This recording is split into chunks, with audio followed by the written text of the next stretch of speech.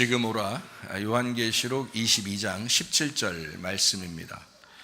성령과 신부가 말씀하시기를 오라 하시는도다. 듣는 자도 오라 할 것이요 목마른 자도 올 것이요 또 원하는 자는 값없이 생명수를 받으라 하시더라. 아멘. 요한계시록은 1장 예수 그리스도의 계시라 그랬습니다. 2장 3장에는 일곱 교회, 일곱 등잔대에 대한 이야기가 나오고요, 모두 다 이기는 자는 이런 보상을 주겠다라고 했고, 성령이 교회들에게 하시는 말씀을 귀 있는 자들은 들을지어다 라고 했습니다. 4장 5장에는 내 생물 24장로 하늘 예배에 대한 이야기가 있죠. 6장부터 9장에는 일곱 인, 일곱 나팔에 대한 이야기가 있습니다. 11장에는 두 증인, 두 감람나무, 두 등잔대에 대한 이야기가 있어요. 14장에는 14만 4천 명 순결한 신부에 대한 이야기가 있습니다. 16장부터 18장에는 일곱 대접, 음료, 짐승, 심판에 대해서 나와 있고요, 19장에는 어린 양의 혼인잔치 8절에 세마포 준비에 대해서 나와 있습니다. 20장에는 영 안에서 첫째 벌에 동참하는 것이 나와 있고 생명책에 기록되어야 된다라고 되어 있습니다. 21장, 22장에는 새 예루살렘 생명나무, 주님을 기다림, 아멘, 이렇게 되어 있는 말씀이 요한계시록입니다. 특별히 이제 요한계시록 21장, 22장에는 성경의 그 마무리와 같은 것인데, 21장에는 새 예루살렘 신부인 교회를 강조하고, 예수님이 이제 거기에 감추어져 있다. 그렇지만 이제 계시인데 그 안에 신부 안에 같이 감추어져 있다. 그래서 신부 안에 같이 있는데 예수님이 심장과 같아. 예수님이 중심이야. 이제 그런 말이죠. 그리고 이제 22장에는 어린 양 대신 예수님을, 이제 어린 양 대신 성전 대신 예수님을 드러내는, 그래서 어린 양 대신 예수님을 감추지 않고 예수님을 드러내는, 그래서 신부의 심장이 예수님이었다, 예수가 중심이다라고 하는 것을 드러내는 그런 장면들이 이제 요한계시록 22장의 내용입니다. 자, 요한계시록 22장 1절 말씀, 어린 양의 보좌로부터 흘러나오는 생명수가 있다라고 했습니다. 22장 2절 말씀에 새 예루살렘 한가운데 흐르는 생명수, 강 좌우에 생명나무가 있다라고 되어 있습니다. 요한계시록 22장 3절 말씀이요, 다시 저주가 없고, 이 말은 하나님의 그 어린 양 되신 예수님이 우리의 예배가 되셨고 예배를 완성하셨다. 그래서 영과 진리의 예배가 되게 되었다. 이제 이런 말씀입니다. 그래서 저주받은 예배가 아니라 이제 진짜 예수를 농사하여 예수를 예배하는 영과 진리 예배가 되었다라는 그런 말씀입니다. 요한계시록 22장 4절 말씀이요, 주님의 이름이 우리 이마에 있다라고 했는데 그 이마는 한복판, 중심, 연합, 이런 말이죠. 22장 5절 말씀입니다. 밤도 없고 이제 등불과 햇빛이 쓸데없다. 이거 성전 안에 있는, 성막 안에 있는 등잔대를 얘기해서 불이 꺼지지 않는 것을 강조하는 이야기입니다. 그러니까 우리 속에 성령의 등불이 꺼지지 않으면, 그러면 이제 다른 빛이 필요 없고 예수 그리스도가 우리의 빛이 되신다, 말씀이 우리의 빛이 되신다, 이제 그런 말씀이 되는 것입니다. 자, 요한계시록 22장 6절 말씀이 로고스 말씀이 신실하고 진리이다라고 했습니다. 그 신실하다는 것은 변함없이 신실하고 믿을 만하다라는 말이고, 진리이다라는 말은 깨닫고 알게 돼서 알려져 가지고 감추어지지 않았다, 이제 이런 말씀입니다. 자, 이제 알게 되었다, 이런 말이죠. 요한계시록 22장 7절 말씀입니다. 속히 오시리라 라고 되어 있습니다. 지금 오신다, 그런 말이에요. 지금도 계속 오시고 있다, 그런 말이고, 지금까지 계속 그 시대에 계속 오시고 있었다, 그리고 지금도 오시고 있다, 이런 말씀입니다. 그러니까 지금 온다는 얘기예요. 요한계시록 22장 8절 9절 말씀에 말씀을 전하는 천사도 말씀을 지켜야 할 종이다, 하나님만 경외해야 된다, 이제 그런 하나님만 경배해야 된다라고 말씀하는 거죠. 자, 요한계시록 22장 10절 말씀입니다. 봉인하지 마라, 때가 가깝다, 이렇게 되어 있습니다. 요한계시록 22장 11절 말씀이에요. 불의한 사람은 그대로 불의하게 그냥 둬라. 지금 하는 거 보면 알 수 있다, 어떤 사람이었는지. 그래서 지금 하는 걸 보면 불의한데 그 사람은 원래부터 불의했던 사람이다 라는 그런 말이고요. 그리고 이제 더러운 사람, 지금 더러운 사람인 걸 보면 원래부터 더러운 사람이었다라는 것을 알 수 있는 거죠. 그러니까 과거도 미래도 없습니다. 우리에게는 항상 현재예요. 지금 어떠하냐, 지금 어떠하냐. 그러니까 주님께서도 지금 오신다 그러고 회개도 지금 해야 된다라는 말이고 천국도 지금 우리에게 있어야 된단 말이에요. 그래서 은혜도 구원도 지금 있어야 된다 이런 말이죠. 그래서 지금 불의하잖아? 그럼 원래 불의했던 거야 이런 말이고요. 지금 더럽잖아? 그럼 원래 더러웠던 거야 그렇게 말하는 거죠. 그리고 의롭게 됐잖아? 그럼 의롭게 행해. 그리고 거룩하게 됐잖아? 그러면 너 거룩하게 살아. 이제 그런 말씀을 여기에 하고 있는 것입니다. 자, 22장 12절 말씀이요. 속히 와서 줄 상이 있다. 이거는 똑같이 분배해주는 예수님이라는 보상입니다. 예수님을 품삯으로 주겠다 이런 거죠. 요한계시록 22장 13절 말씀입니다. 알파와 오메가 되시는 하나님, 처음과 마지막 시작과 마침이 되셨다라고 말씀합니다. 그러니까 성경은 창세기부터 요한계시록까지 하나의 그 틀이 되어서 정리가 되어 있는 그런 말씀이죠. 알파가 되었고 오메가가 되었다. 그러니까 머리고 꼬리이다. 근데 머리가 꼬리가 되면 완성인데 꼬리가 돼서 다시 그게 머리가 된다. 이제 이런 의미예요. 그러니까 처음은 마지막이요, 마지막이 처음이에요. 알파가 오메가요, 오메가가 알파예요. 시작이 마침이요, 마침이 시작입니다. 그러니까 계속 이제 머리는 꼬리고 꼬리는 머리가 된다. 이제 이런 말씀이죠. 그 머리는 또 꼬리로 완성한다 이런 거고요. 그러니까 율법과 복음과 마찬가지죠. 불뱀과 노뱀 마찬가지고요. 그리고 선악과와 생명나무 이렇게 되죠. 형 동생 이런 거 마찬가지입니다. 부자와 거지나사로 이렇게 되죠. 그래서 머리로 시작했다가 꼬리로 완성하는 겁니다. 그러니까 꼬리가 나쁜 거다 이런 의미가 아니라 꼬리가 이제 마침이 되는 거죠. 그래서 이거 완성이 돼. 그럼 그게 다시 머리가 되는 거예요. 그래서 예수님이 우리를 위해서 죽으시면 그분이 우리에게 다시 머리가 되신다. 이제 그런 말씀입니다. 자, 요한계시록 22장 14절 말씀입니다. 계명을 지키는 자, 두루마기를 빠는 사람이 복이 있다. 그러면 생명나무에 나간다 이렇게 돼 있어요. 그럼 그 두루마기가 뭐냐면 두루마기를 빤다는 것이 뭐냐면 계명을 지킨다 이런 말이에요. 말씀을 지킨다, 말씀을 순종한다 이런 말이죠. 그런 사람은 이제 성 안에 들어간다는 말이고요. 그리고 이제 요한계시록 22장 15절의 말씀에 보면 성 밖에 있는 사람들이 나와요. 이 사람들은 이제 개들과 점술가들, 음행하는 자, 살인하는 자, 우상숭배자, 거짓말을 좋아하며 지어내는 자, 다 성 밖에 있으리라 라고 말씀을 하고 있습니다. 그래서 성 안에 있을 거냐 아니면 성 밖에 있을 거냐. 성 안에 있는 사람은 진실한 사람이고 성 밖에 있는 사람은 거짓을 행하는 사람이고요. 성 안에 있는 사람은 거룩한 사람이고 성 밖에 있는 사람은 음란한 사람이다. 이렇게 되는 거죠. 그죠?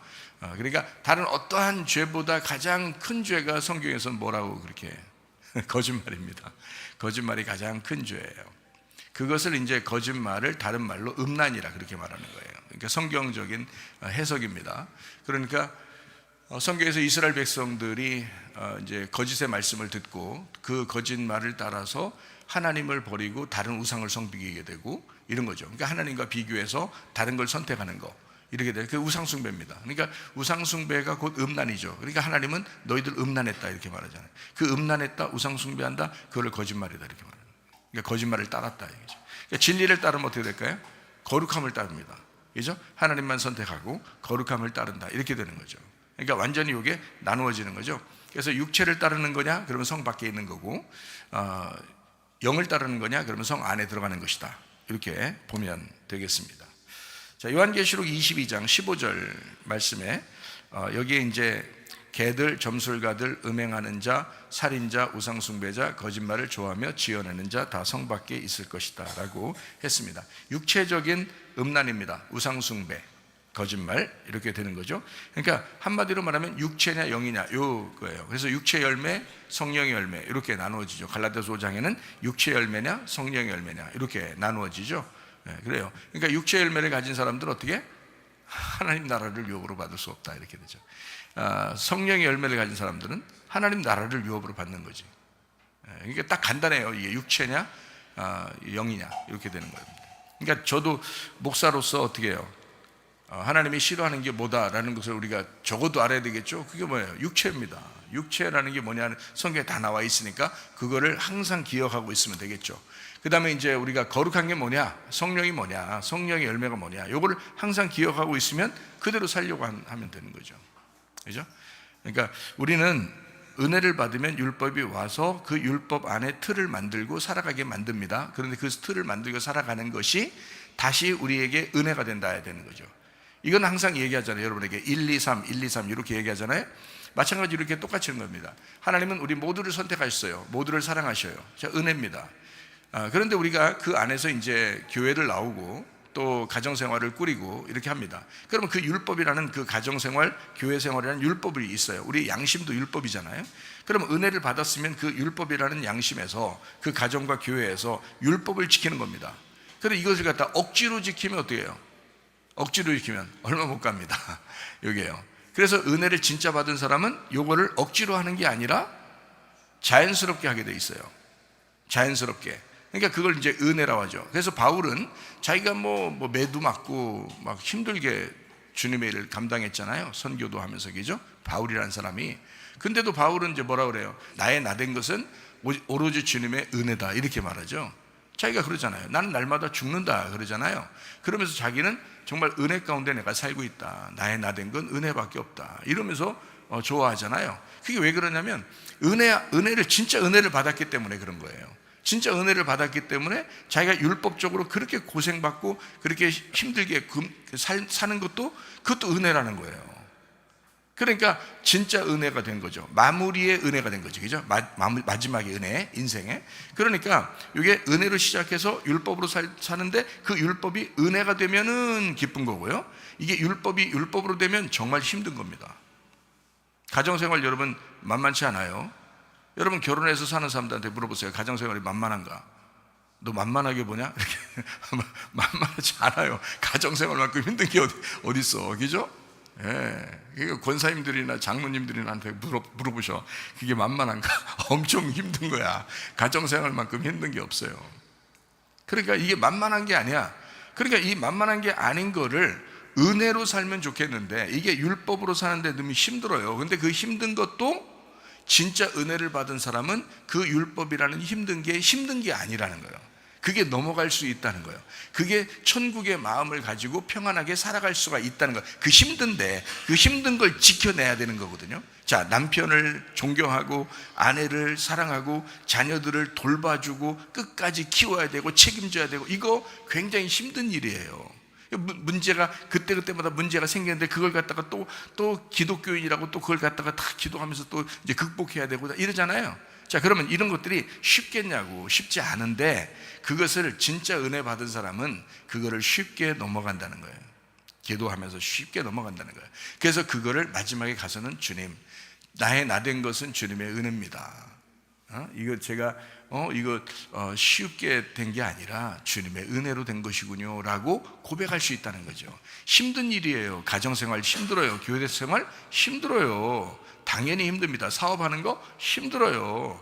기독학교 하는 거 힘들어요. 이렇게 뭐 십몇 년을 갖다가 기독학교를 유지한다는 거 쉬운 일 아닙니다, 여러분. 근데 그렇게 규칙적이고 질서를 잡고 울타리를 치고 그렇게 율법적인 것도 은혜로 하는 사람이 있고, 그죠? 율법으로 하는 사람이 있단 말이에요. 율법으로 하는 사람 어때요? 어려워요. 얼마 못 갑니다. 얼마 못 가요. 그건 틀림없이 10중 8구 얼마 못 가요. 속에 불만이 생기고 불평이 생기고 원망하고 짜증하고 막 이렇게 막 생기거든요. 교회 일도 마찬가지예요. 교회 일 이거 하는 거 쉬운 일 같아요? 우리 온라인 팀들이 막 이렇게 하는 거 이게 쉬운 일 같아요? 엄청 어려워요. 어떨 때는 목사님한테 혼나기도 하고 막 이렇게 엄청 어렵거든요, 이게 하는 게. 근데요, 이거를 즐겁게 하는 사람이 있어요. 은혜 받은 사람입니다. 찬양팀들이 막 찬양하는 거 이거 즐겁게 하는 사람이 있어요. 그럼 은혜예요. 기뻐요. 그런데 이거를 막 힘들다, 나 피곤해 죽겠는데 이것도 해야 되고 막 저것도 해야 되고 저것도 이런 뭐가 돼? 이게 율법이 이제 과중되는 거야. 이제 무거운 짐이 되는 거야. 율법이 무거운 짐이 되는 거야. 자, 수고하고 무거운 짐진 자들아 다 내게로 와라. 내가 너희를 쉬게 하겠다 했는데 율법이 더 무거워지는 거야. 교회 와서 일하는 게 너무 힘든 거야. 이거 어떡하지? 네가 율법 안에 살고 있기 때문에 그런 거야. 네가 은혜를 받아본 적이 없기 때문에 그런 거야. 너는 그냥 재미로 했던 거야. 그냥 너를 위해서 그냥 다른 사람한테 보이려고 했던 것뿐이야. 진짜 은혜 받아서 한 게 아니란 말이에요. 진짜 주님과 교회를 위해서 우리가 충성스럽게 그 율법 안에 다른 사람보다 더 수고하는, 달려갈 길을 다 달려가는, 수고를 다 더 수고하는 그런 바울도 자기가 자기 된 것은 은혜로다. 주님의 은혜로 너희가 그 은혜를 인하여 믿음으로 말미암아 구원을 얻었나니, 이렇게 되는 거예요. 율법으로 수고하고 무거운 짐을 진, 자기는 무거운 짐을, 은혜를 못 받으니까 무거운 짐만 지고 가는 거예요. 힘들어 죽겠는 거예요. 이거 해도 힘들고 또 거기다 더 하나 더 시키면 더 힘들고. 여러분, 우리 교회는요, 힘들다고 그러잖아요. 저 절대 안 시킵니다. 제가 뭐 힘들다고 그러는데 시키는 거 봤어요? 자기가 힘들다고 그러는데 내가 시키는 거 봤어요? 내가 그렇게 막 무서운 사람이에요? 아니에요. 저는 힘들다고 그러면 절대 시키지 않는 사람입니다. 괜찮다 그래요. 근데 한다고 그러면, 내가 시켰을 때 한다고 그러면, 즐겁게 한다 그러면 하나 일을 맡기고, 그 작은 일에 충성하면 하나 더 맡기고, 그 2개 일에 충성하면 3개를 더 맡기고, 더 과중되는데도 더 맡겨. 근데 그걸 즐겁게 해내는 사람이 있고, 막 뒤에서 뒷담화하면서 불평불만하고 원망 짜증하면서 막 그건 율법 안에 사는 사람이지 은혜를 사는 사람이 아니라잖아요. 그죠? 생각해. 그런 사람에게 일을 맡기겠어요, 목사님이? 내가 무슨 요거도 먹을 일이 있습니까? 저는 그렇게 하지 않아요. 아무리 힘든 일도 그렇게 과중해서 맡기지 않는다고요. 그 하라고 해요. 하라고 해보는데 힘들다 그러면 그래, 다른 사람이 하도록 하자. 또 힘들다 그러면 또 다른 사람이 하도록 하자. 그럼 다른 사람 못하는데 못해도 그 사람이 하도록 하자. 왜? 이쪽에서 힘들다고 했으니까.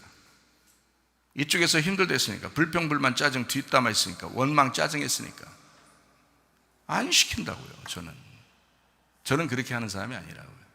못해도, 조금 못해도 그 2번째는 조금 더 잘할 것이고 3번째는 조금 더 잘할 것이고 할 거니까 1년이 걸려서 잘하더라도 그 사람이 즐겁게 하는 사람을 시킨다.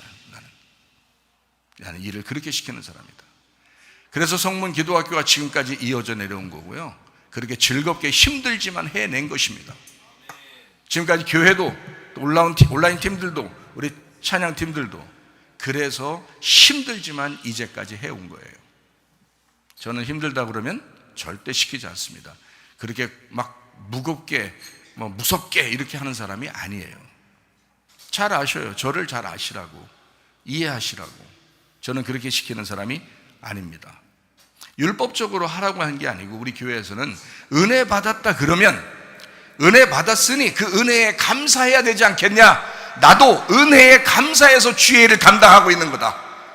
나도 은혜에 감사해서 그 일을 감당하는 거야. 교회 한 사람 한 사람씩 신경 쓰면서 매일 기도하면서 설교 준비하면서 이거 교회를 이끌어 나가고 기도학교를 이끌어 나갈 매일 생각하면서 그렇게 산다는 게 쉬운 일 아니야. 그런데 해낸다. 어렵지 않다. 나 힘든 거 하나도 없다. 율법적이지 않으니까 그런 거다. 율법적이지 않으니까. 은혜 받았으니 내가 감사해서 하는 것이 아니냐. 그러면 우리 교회 성도들 여러분, 은혜 안 받았어요? 여러분은 진리의 말씀 안 받았습니까? 여러분은 율법의 말씀만 받았습니까? 여러분은 수고하고 무거운 짐만 지고 가는 것입니까? 예수 못 만났습니까? 똑바로 알으시라고.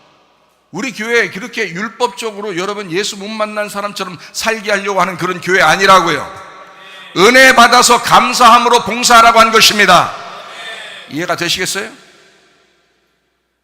은혜 받은 사람은 하나를 시키면 잘하고, 그 작은 일에 충성하니까 하나 더 시키면 2개 더 잘하고, 2개 충성하니까 하나 더 얹어서 해보라 해서 못하겠어요. 그럼 하지 말고 그 나머지는 하지 말고 하던 것만 해. 그렇지만 한다 그러면 그래, 이것도 해봐, 이것도 해봐, 계속. 그래서 가진 사람이 더 갖게 되고 못 가진 사람은 더 못 갖게 되는 거예요. 달란트 은사도 마찬가지입니다. 하나님이 주실 때 준 사람에게 하는 일을 더 잘하는 사람, 작은 일에 충성한 사람, 더 큰 것도 맡기는 것이 성경의 원리예요. 왜? 은혜 받았으니까. 은혜 받은 사람들이 다니는 교회니까. 이해가 되시겠습니까? 저는요, 불평불만 짜증 원망하는 사람, 그런 사람하고 일 안 합니다. 뒤에서 거짓말하는 사람 일 안 합니다. 뒤에서 뒷담하는 사람 일 안 합니다. 그 사람들하고. 어렵다고 하는 사람 일 안 합니다. 자기가 일을 어떻게든지 해내고 싶습니다. 주님과 교회를 위해서 한번 살아보겠습니다 하는 사람하고 일하는 것입니다. 저는요, 저도 그렇게 살고 있으니까, 내가 그렇게 살고 있지 않고 여러분에게 얘기한다면 이건 거짓 목자죠. 그러나 나도 그렇게 살려고 하는 사람이고 나도 그렇게 살아가고 있는 사람이다. 그러니까 우리 교회에 있는 사람들은 율법적이지 말고 은혜로 살아라, 믿음으로 살기를 바랍니다. 그렇게 살다가 주님 나라에 가는 것이지. 자, 성경에 우리가 율법이 아니라 은혜, 다시 말하면 육체의 열매가 아니라 성령의 열매를 맺고 살아가는 사람이다. 자, 성 안에 있을 거냐, 성 밖에 있을 거냐. 저는 여러분이 모두 다 자기가 자기의 노아 방주를 지어야 된다. 자기가 자기의 노아 방주를 지어야 된다. 노아 방주는 다른 사람이 지어주는 게 아니에요. 내 노아 방주를 여러분이 지어주는 게 아니야. 여러분의 노아 방주를 내가 지어주는 게 아니에요. 내 노아 방주는 내가 짓는 거야. 여러분의 노아 방주는 여러분이 짓는 거야. 그래서 여러분이 노아 방주를 지어서 여러분이 그 안에 들어가는 거고, 내가 내 노아 방주를 지어서 내가 들어가는 거예요. 노아 방주는 자기의 믿음입니다. 자기의 믿음, 자기에게 주어진 말씀, 그 믿음, 자기가 짓는 거예요. 그것을 자기가 짓고 그 안에 자기가 들어가는 거라고요. 우리가 믿음으로 살자고 그랬지. 노아 방주 서로 짓자고 그랬죠. 같이. 그죠? 노아 방주 짓고 그 믿음 안에서 우리 살다가 하나님 나라에 같이 가자라고 그렇게 주장하지 않습니까? 그렇잖아요? 그러니까 믿음, 예수 그리스도 안에서 믿음을 가지고 살아야 된다. 우리 거룩한 걸 개에게 주지 말고 진주들을 돼지들에게 주지 마라. 그런 개 같은 그런 인생 사는 사람들에게 이런 말씀들을, 진리의 말씀을 주지 마라, 이런 말입니다. 우리는요, 거룩한 말씀을 받을 줄 아는 신부가 돼야 돼요. 진리의 말씀을, 그 진주의 말씀을 받을 수 있는 그런 능력 있는 주님의 성도들이 다 되시기를 바랍니다. 네. 자, 요한계시록 22장 16절 말씀입니다. 예수, 다윗의 뿌리, 다윗의 자손, 빛나는 새벽별이라고 했습니다. 그러니까 예수님은 다윗의 자손으로 오셨습니다. 다윗도 예수 그리스도를 주인이라고, 주님이라고 표현했습니다. 그러니까 다윗의 자손으로 오셨지만 다윗도 예수님을 주인이라고 했단 말이에요. 앞으로 자기에게 오실 그 예수가 나의 주인입니다 라고 고백했단 말이죠. 그 말은 무슨 말이에요? 그러니까 예수 그리스도는 다윗의 자손으로 오지만 다윗은 주인이다, 왕이다, 하나님이다, 이런 말이잖아요.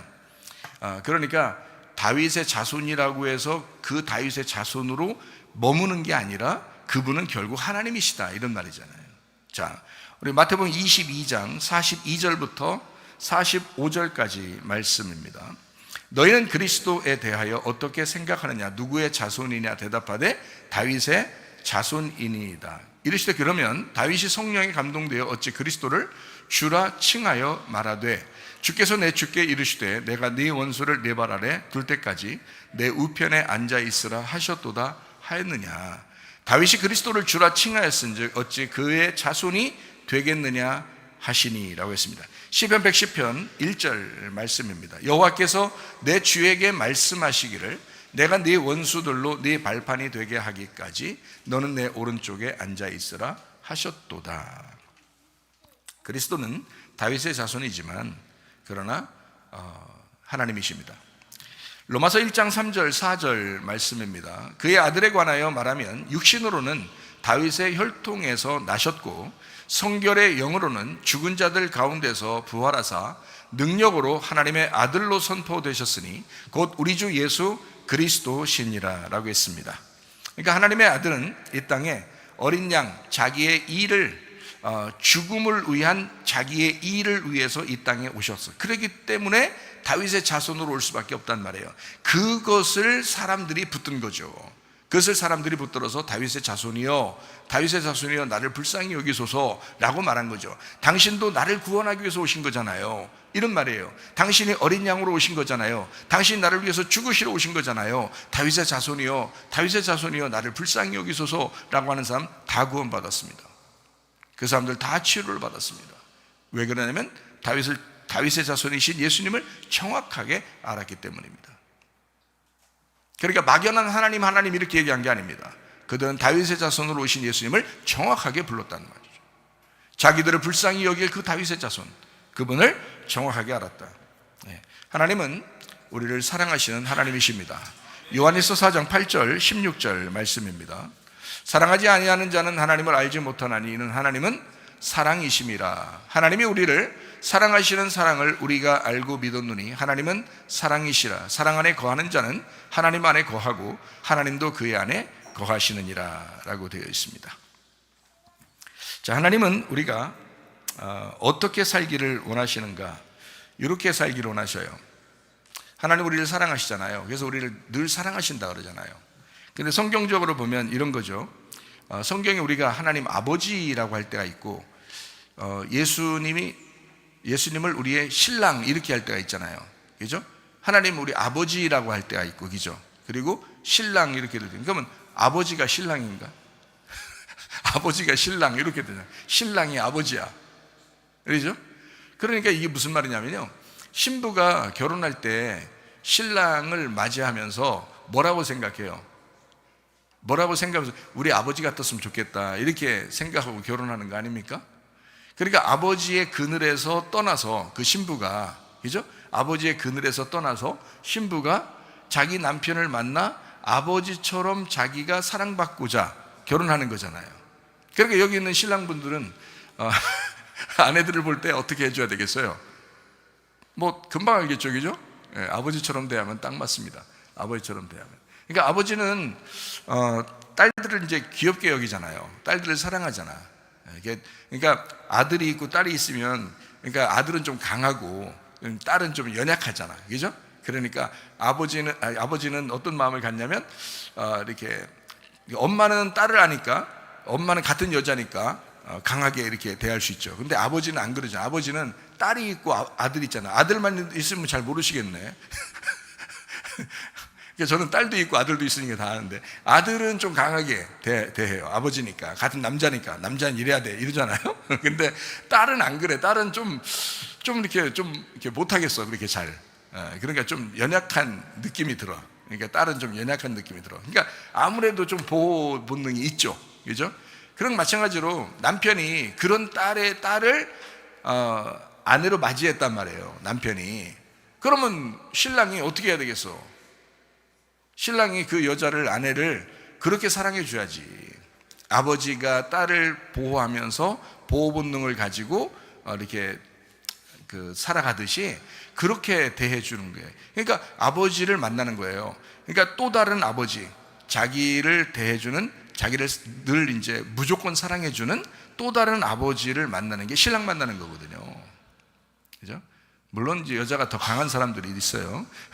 남자보다도 여자가 더 강하고 무뚝뚝하고 그런 사람도 있지만, 어쨌든 성경적인 얘기는 예수님하고 우리를 얘기하는 건데, 예수님은 그런 분이라는 거죠. 예수님은 우리의 하나님이시잖아요. 하나님이신데, 하나님 할 때는 우리가 아버지 그러는 거고요, 그분이 나의 신랑이 될 때는 나의 남편이 된다는 말이죠. 이게 예수님이 되는 거죠. 그러니까 이렇게 되는 거예요. 자, 우리가 아기일 때는 누굴 만나요? 누가 필요해요? 아기일 때 신랑이 필요해요? 이상하죠? 아기일 때 신랑 필요한 게 아니잖아요. 아기일 때 누가 필요해요?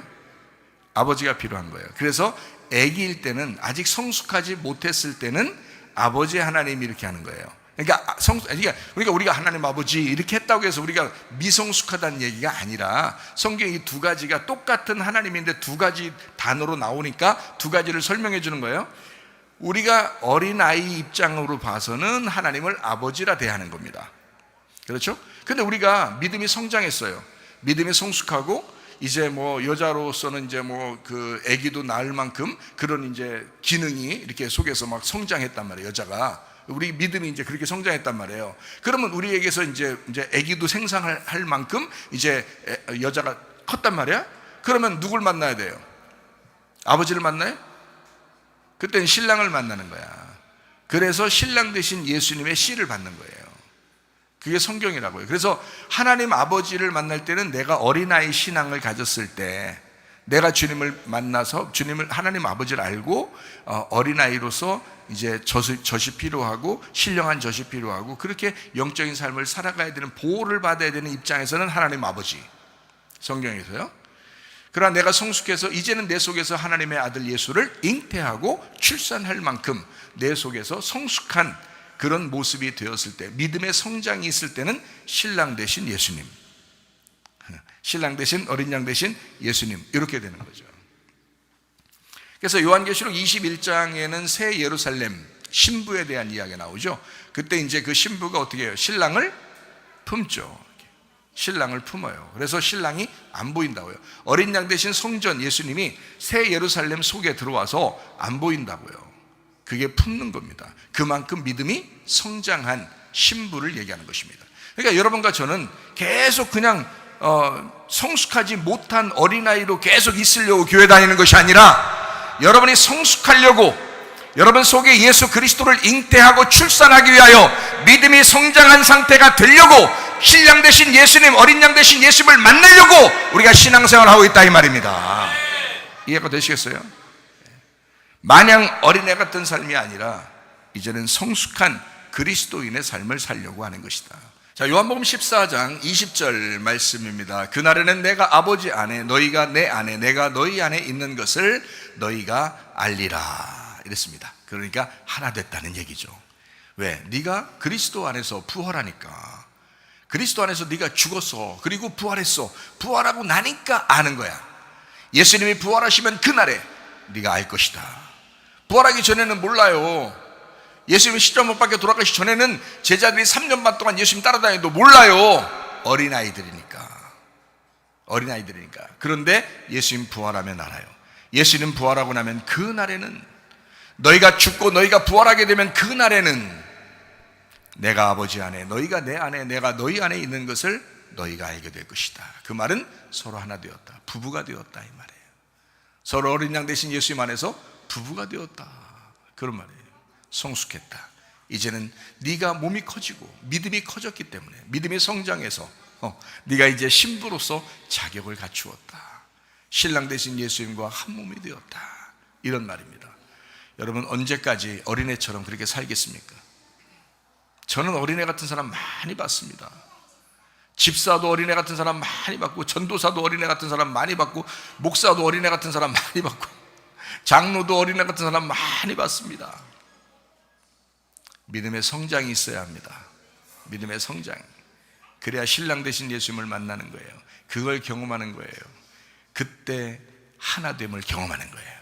하나님 아버지만 알고 우리가 그 안에서 보호를 받고 사는 것만 알고 있으면요, 주님 안에서 신랑과 신부가 만나는 그 경험을 못해요. 동침하는 그 경험을 못해요. 함께 사는 그 부부의 삶을 몰라요. 근데 하나님 말씀은 그렇게 되어 있어요. 신랑 대신 예수님 만나서 우리가 동침하는 야다, 동침하고 몸과 마음으로 아는 기노스코, 이렇게 돼야 영생한다라고 말씀하는 겁니다.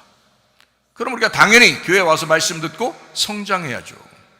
성장해서 여러분 신부의 자격을 갖추어야지. 맨 어린애처럼 옛날 땅의 운명으로 태어났던, 그 육체로 태어났던 그 삶을 계속 지금도 살아가고 있다면 그건 문제가 있는 사람이라는 거죠. 성숙한 그리스도인들 다 되시길 바랍니다. 네, 믿음의 사람들. 요한계시록 22장 17절 말씀입니다. 성령과 신부가 말씀하시기를 오라 하시는도다. 듣는 자도 오라 할 것이요, 목마른 자도 올 것이요, 또 원하는 자는 값없이 생명수를 받으라 하시더라 라고 되어 있습니다. 자, 성령과 신부가 말하기를 오라, 듣는 자도 오라, 목마른 자도 오라, 원하는 자는 생명수를, 성령의 말씀을, 생명수가 성령의 말씀입니다. 성령의 말씀을 값없이 마셔라. 이사야 55장 1절 말씀입니다. 오라 너희 모든 목마른 자들아, 물로 나오라. 돈 없는 자도 오라. 너희는 와서 사 먹되 돈 없이 값없이 와서 포도주와 젖을 사라. 성령과 신부가 하나 됐습니다. 그래서 성령과 신부가 함께 말합니다. 일체됐다는 거죠. 성령과 신부가 하나 됐다. 자, 성령이 말씀입니다. 말씀이 성령입니다. 성령과 말씀은 서로 하나입니다. 그렇죠? 네, 우리가 천국 가는 방법 한 가지밖에 없습니다. 옷 입는 거예요. 지옥은 뭐라고요? 옷 벗은 곳입니다. 지옥은 옷 벗은 곳이에요. 천국 가는 것은 옷 입는 것입니다. 무슨 옷 입으실 거예요, 여러분? 천국 가려니까. 천국 가긴 가야 되니까 여러분 무슨 옷 입으실 거예요? 그 옷은 이 땅에서만 준비합니다. 그럼 이 땅에서 무슨 옷을 준비해야 돼요? 어떤 옷 입을 거예요? 빛의 갑옷입니다. 이 땅에서 무슨 옷도 입을 거예요? 전신갑주입니다. 이거 다 싸움에 필요한 겁니다. 어둠과 싸우는 것이고 사탄과 싸우는 것입니다. 여러분 자신의 육체와 싸우는 것입니다. 전신갑주입니다. 사람들이 다 넘어지는 이유가 뭐예요? 자기의 육체에 걸려서, 자기의 성격에 걸려서, 자기의 자존심에 걸려서 다 넘어지고 있지 않습니까? 생각해 보세요. 전신갑주를 입으라고 성경은 가르치잖아요. 빛의 갑옷을 입으라고 가르치잖아요. 그럼 이것이 어떤 옷이 된다고? 요한계시록에는 빛나고 깨끗한 세마포옷이 된다고요. 그게 투명한 거라고요. 아무 색깔이 섞이지 않은 진리의 말씀을 의미하는 거라고요. 그러니까 여러분과 제가 이 땅에 있을 때는 뭐만 하면 된다? 진리의 말씀만 들으면 된다. 진리의 말씀만 들으면 그 사람은 옷을 준비하는 것이다. 그게 천국 가는 유일한 방법입니다. 다른 방법이 있습니까, 여러분? 여러분 성경에서 다른 방법 찾았습니까? 혹시 다른 방법이 있다고 여러분 성경에서 발견한 거 있었습니까? 없어요. 진리의 말씀 이외에는 없습니다. 그 진리의 말씀을 듣고 믿음으로 천국 가는 것입니다. 믿음과 화합하는, 그 믿음이 화합하는 그 실천, 좀 느려도 좋아요. 그렇지만 그 믿음을, 말씀을 듣고 믿음으로 실천하면, 그러면 빛나고 깨끗한 세마포옷을 입는 것입니다. 그 사람이 천국 가는 거예요. 이 땅에서 여러분 빠릿빠릿하고 뭐 굉장히 칭찬받고 이러면 더 천국 가기 쉬울 것 같습니까? 그렇지 않아요. 겸손하셔야 합니다. 겸손한 사람들이 은혜 받는 것입니다. 교만한 사람은 하나님을 대적하는 거예요. 말씀을 반드시 교만한 사람은 반드시 말씀을 대적하게 되어 있습니다. 그러나 겸손한 사람은 은혜를 받게 되어 있습니다. 요한계시록 19장 8절 9절 말씀입니다. 그에게 빛나고 깨끗한 세마포옷을 입도록 허락하셨으니 이 세마포옷은 성도들의 옳은 행실이로다 하더라. 천사가 내게 말하기를 기록하라. 어린 양의 혼인잔치에 청함을 받은 자들은 복이 있도다 하고 또 내게 말하되 이것은 하나님의 참되신 말씀이라 하기로 라고 되어 있습니다. 빛나고 깨끗한 세마포 옷, 이것은요 신부가 입는 유일한 옷입니다. 근데 이 신부가 입는 이 유일한 옷은 뭘로 오는 거예요? 말씀으로 오는 것입니다. 말씀. 그래서 이 세마포 옷을 입는 그 초청받은 사람, 청함받은 사람이 누구냐? 그 사람들이 참 복이 있다 이렇게 얘기해요. 그 사람들은 하나님의 참되신 말씀이라고 한다라고 합니다. 하나님의 참되신 말씀이라고 한다. 그러니까 이렇게 빛나고 깨끗한 세마포옷을 입는 사람, 하나님 말씀이 된 사람, 진리의 세마포를 입은 사람, 이런 사람들이 천국 간다. 성도들의 옳은 행실로다. 뭐 하려고 여러분이? 믿음입니다. 하나님을 믿는 그 믿음, 예수 그리스도를 믿는, 받아들이는 그 믿음, 인정하고 의지하는 그 신뢰하는 그 믿음, 그겁니다. 그게 성도들의 옳은 행실이로다. 뭘 행해서가 아니라 은혜를 받았으니 그 율법 안에서 은혜로 사는 것입니다. 은혜를 받았으니 은혜 안에서 감사하며 사는 것입니다. 은혜를 받았으니 은혜 안에서 섬기는 것입니다. 근데 기쁘고 감사하다는 거죠. 그게 정상 아닙니까? 그게 진짜 구원받은 사람들의 태도 아닙니까? 불평, 불만, 짜증, 원망, 거짓, 자기 혼자 온통 수고하는 것처럼 그런 사람은 봉사할 수 없습니다. 교회에서는요. 주님을 섬기는 것은 은혜로 하는 것입니다. 우리가 은혜 받았으니 그 예수님의 십자가만 생각해도 너무 감격해서, 너무 감사해서 뭐라도 하고 싶은데, 근데 교회에서 턱하니 찬양을 맡겼어, 턱하니 그냥 온라인 설교 편집을 맡겼어, 턱하니 무슨 식사 봉사를 맡겼어, 턱하니 이것도 하라고 그래, 저것도 하라고 그래. 얼마나 감사한 일이야. 자기를 인정해 주니까. 그렇잖아요. 자기를 그렇게 은혜 받은 사람으로 취급해 주니까 얼마나 감사한 일이에요. 그렇지 않아도 은혜 받아서 뭐라도 하고 싶은데, 그거 하고 싶어도 못하는 사람들도 있는데, 이해가 되셔요 여러분? 사람들이요 너무 교만합니다. 교회들마다 보면 너무 교만합니다. 겸손이라는 게 없어요. 겸손해야 은혜를 받는데, 사람들이 은혜로 감사하면서 생활하는 사람들이 별로 없단 말이에요. 자기만 온통 수고하는 것처럼. 그런 사람들이 얼마나 많은가. 어처구니 없다.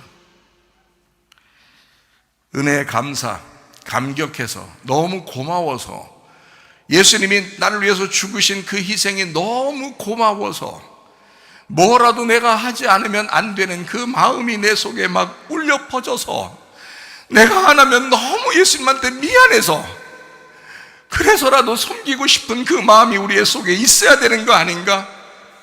그게 교회 다니는 사람들의 태도 아닌가? 그게 진리의 말씀을 받은 사람들의 태도 아닌가? 은혜로 살기를 바랍니다. 진짜 교만한 사람들이 너무 많아요. 안타깝습니다. 노아 시대에 노아 방주가 있었습니다. 믿음이었습니다. 믿음으로 가는 나라, 천한 하나님 나라. 로마서 10장 17절 말씀입니다. 그러므로 믿음은 들음에서 나며 들음은 그리스도의 말씀으로 말미암았느니라. 자, 진리의 말씀을 어떻게 할 거예요, 여러분? 어떻게 해야지 그 빛나고 깨끗한 세막봇을 입을 거예요? 말씀을 듣는 겁니다. 다른 걸로 천국 갈 수 있습니까? 그 믿음으로 천국 간다는데 그 믿음으로 천국 가는 그 믿음을 뭘로 하는 거예요? 말씀을 들음으로 온다는 거 아닙니까? 요한복음 5장 25절 말씀입니다. 진실로 진실로 너희에게 이르노니 죽은 자들이 하나님의 아들의 음성을 들을 때가 오나니 곧 이때라. 듣는 자는 살아나리라. 하나님 말씀을 듣는 것 이외에는 우리가 할 수 있는 게 없어요. 그리고 그 말씀에 순종하는 겁니다. 그건 감사해서 그런 거예요. 주의 말씀을 듣고 믿음이 생겨 구원받으면 너무 감사하니까, 그 은혜에 너무 감사하니까 막 뭐라도 하고 싶은 거예요. 교회에서 뭐라도 시켜주면 막 하고 싶은 거예요. 학교 일이면 학교 일, 빵 만들려면 빵 만드는 거, 교회에서 봉사하라면 봉사하는 거, 찬양하라면 찬양하는 거, 설교 편집하라면 편집하는 거, 별걸 다 시켜도 별걸 다 해낼 수 있는, 그 기쁨으로 해낼 수 있는 사람, 저 뒤에 최 집사 앉아 있습니다. 능력이 없는 거 있어서 그런 건 안 시키지만 어쨌든 시키는 건 다 즐겁게 하고 있어요. 저 임 집사도 뒤에서 턱 딱 개고서 이렇게 하고 앉아서 있네요. 그런 사람이 있어요. 그런 사람들이 다 돼야 돼. 우리 교회에 그런 사람 많습니다. 네, 그런 사람 많아요. 에베소 1장 1절 2절 한번 볼까요?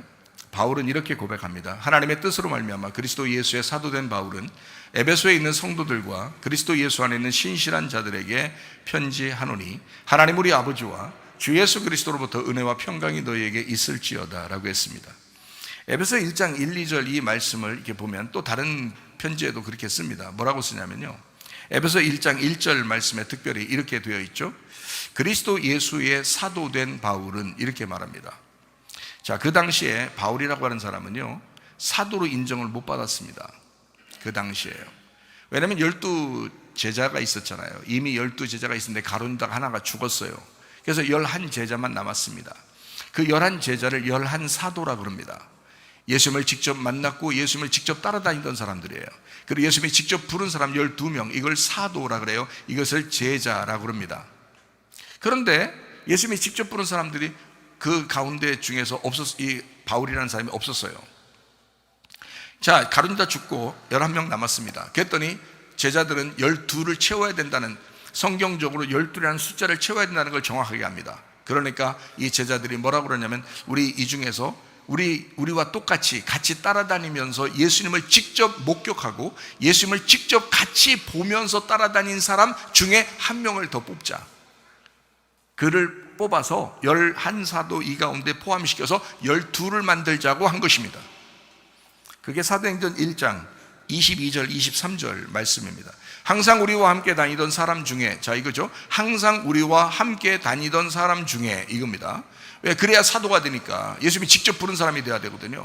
항상 우리와 함께 다니던 사람 중에 하나를 세워 우리와 더불어 예수께서 부활하심을 증언할 사람이 되게 하여야 하리라 하거늘, 그들이 두 사람을 내세우니 하나는 바사바라고도 하고 별명은 유스도라고 하는 요셉이, 하나는 마띠아라, 이렇게 되어 있습니다. 그래서 여기서 이제 마띠아가 선택이 됩니다. 그리고 12사도 12제자의 그 이름에 들어가게 되었습니다. 그러니까 더 이상 이제 사도가 없죠. 12명 다 채워졌으니까. 이해가 됩니까? 예루살렘 시대에, 그 초대교회 시대에 12명이 다 채워진 거예요. 그런데 바울이 길거리에서 이제 스데반 죽이고 가다가 길에서 예수님을 만난 겁니다. 그래서 자기가 이제 부름을 받은 거예요. 이방인을 위해서 부름을 받은 겁니다, 바울이. 근데 사람들이 안 알아주는 거예요. 사람들이 인정을 안 하는 거예요. 12사도라고 인정을 안 하는 거예요, 이 바울한테. 그러니까 이 바울이 사람들 만나는 사람들마다 편지를 쓸 때마다 뭐라고 하면 나 그리스도 예수의 사도된 바울은 이렇게 말한 겁니다. 그리스도 예수의 사도된 바울은 나도 사도야, 나도 예수님이 직접 부르신 거야, 막 이렇게 주장합니다. 그렇게 주장하는 거로 따지면 나 사도된 이렇게도 얘기할 안 해. 근데 저는 그렇게 안 해요. 왜? 사도 아니, 사도라고 그렇게 막 이렇게 내세우고 그러게 않으니까. 그런 게 아니잖아. 사람 어떤 사람 그런데 막 사도로 자기들이 또 뽑대. 또 그런 사람들도 있대. 자, 그 사람들 뽑는 거고 하나님이 부르셔야지, 예수님이 부르셔야지. 바울을 예수님이 부르셨잖아요. 그러니까 바울은 다른 사람들은 몰라도 나는 예수를 안다, 예수님이 나를 안다. 그러니까 니네는 나를 사도라고 인정하지 않아도 나는 내가 아는데 나는 사도다. 나는 예수가 나를 직접 지목한, 예수가 나를 선택한 나는 사도다, 이렇게 얘기하는 거예요. 그 당시에 바울은 다른 제자들보다, 다른 사도들보다 인정받지 못했습니다, 사도에 대하여. 그런데 바울은 가는 곳마다 편지 쓸 때마다 자기를 사도라고 소개합니다. 왜 그랬을까요? 나도 직접 사도나, 나 같은 사람도 사도는 아니에요. 근데 나는 주의 말씀을 들었다, 나는 주의 말씀을 알았다, 나는 예수님을 만났다, 나는 말씀을 깨달았다 라고 난 얘기합니다. 거짓말 칠 수 없으니까. 그럼 왜 얘기할까요? 여러분한테 자랑하려고? 바울이 뭐 자랑하려고 그런 얘기 할 것 같아요? 그럼 저는 뭐 그럼 자랑하려고 여러분한테 얘기하는 것 같습니까? 생각해 보세요. 내가 자랑하려고? 뭐 때문에 그런 걸 자랑해 여러분한테? 그런 거 아니에요. 바울이 왜 그런 편지에다가 굳이 사도라고 쓰며 자기를 그렇게 나타내려고 얘기했느냐 하면, 내가 말하는 것이 하나님의 말씀이다, 내가 말하는 것이 하나님의 말씀이다, 나는 하나님의 말씀을 깨달았다라고 얘기하고 싶어서, 내 말을 들어야 된다라고 얘기하고 싶어서 바울이 안타까운 마음으로 얘기하는 것입니다. 그러면 최사무엘 목사는 뭐예요? 말씀을 깨닫지도 못하고 주님을 만나지도 못했다면 난 얘기할 수도 없고 나는 목사하지 말아야죠. 그러나 내가 주님의 말씀을 깨달았습니다, 주님 만났습니다, 말씀으로 만났습니다, 만난 내가 여러분에게 강조합니다. 말씀을 들어야 한다. 우리 교회 와서 말씀을 들어야 한다. 왜 강조할까요? 이 말씀이 귀한 말씀이다, 이 말씀이 중요하다. 자, 말씀을 정리합니다. 제가 여러분한테 자랑하는 게 아니잖아요. 노아가 노아 방주를 지으면서 한 명이라도 거기에 관심 갖고 들어온 사람이 있습니까? 없어요. 노아는 노아 방주를 짓고 자기 가족들밖에 구원 못했습니다. 그렇지만 그가 노아 방주를 지면서 그게 하루 이틀 짓는 게 아니라 오랫동안 지었기 때문에 아마 자기가 아는 사람들한테 얘기했을 겁니다. 비가 올 것이다, 홍수가 올 것이다, 멸망이 올 것이다, 얘기했을 겁니다. 아무도 듣지 않았습니다. 한 명도 구원받지 못했습니다. 다 멸망을 받았어요. 노아와 노아 식구들만 그 방주에 들어갔어요. 노아가 말한 게 진짜였죠. 그들이 멸망받을 때 아마 그 생각을 했을 거예요. 노아가 말한 게 진짜였는데, 노아가 말한 게 진짜였는데. 바울이 그렇게 나는 사도다, 니네들이 인정하지 않아도 나는 주님의 부름을 받았다, 나는 주님이 선택한 사도다 하면서 그렇게 강조하는 이유는, 내 말을 들어야 너희들이 빛의 갑옷을 입는 것이고, 내 말을 들어야 전신갑주를 입는 것이고, 내 말을 들어야 빛나고 깨끗한 세마포옷을 입는 것이기 때문에 그렇다. 그걸 강조하기 위해서 이야기하는 것입니다. 최사무엘 목사가 여러분한테 이야기하는 것은, 저는 말씀을 깨달았습니다, 주님을 만났습니다, 주의 말씀을 알았습니다. 누차례 여러분에게 강조하는 이유는, 이 말씀을 들어야 된다, 진리의 말씀을 들어야 된다. 여러분이 빛나고 깨끗한 세마포옷을 준비하는 것은 이 방법밖에 없다. 어느 날 여러분이 종말이 왔을 때, 주님을 만나러 갈 때 이것이 알겠죠. 심판의 날이 다가오면 여러분 이 말씀이, 지금 이 말들을 알겠죠. 너무 늦은 사람 되면 안 됩니다. 지금 살아있을 때 믿음으로 살아가시기를 바랍니다. 지금 살아있을 때 믿음을 선택하시기를 바랍니다. 야고보서 2장 26절 말씀입니다. 영혼 없는 몸이 죽은 것 같이 행함이 없는 믿음은 죽은 것이니라. 말씀을 부지런히 듣고 행함이 있는 믿음으로 살아가시기를 바랍니다. 요한계시록 22장 17절 말씀 읽고 마치도록 하겠습니다. 성령과 신부가 말씀하시기를 오라 하시는도다. 듣는 자도 오라 할 것이요 목마른 자도 올 것이요 또 원하는 자는 값없이 생명수를 받으라 하시더라. 기도하겠습니다. 우리 한 목소리로 기도합니다. 하나님 아버지, 우리가 말씀을 사모하다가 주님 만나게 하옵소서. 빛나고 깨끗한 세마포옷을 준비하는 자 되게 하옵소서. 믿음으로 살게 하옵소서. 기도합니다.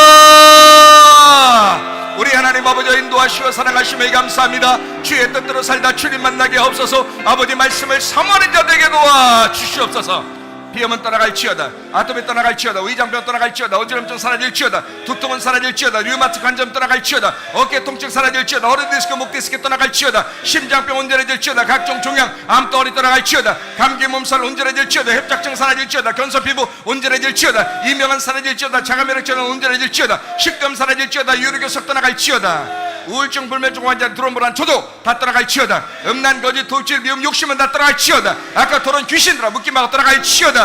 하나님 성령으로 살게 도와주옵소서. 성령의 열매를 맺고 살게 도와주옵소서. 육체로 살지 않게 도와주옵소서. 특별히 말씀을 듣고 믿음으로 살며 믿음에 순종하다가 주님 만나게 하옵소서. 예수님 존귀하신 이름 받들어 기도 올리옵나이다. 아멘. 주님 감사합니다. 우리 하나님 아버지 함께 하시고 사랑하심을 감사합니다. 우리 하나님 도와주옵소서.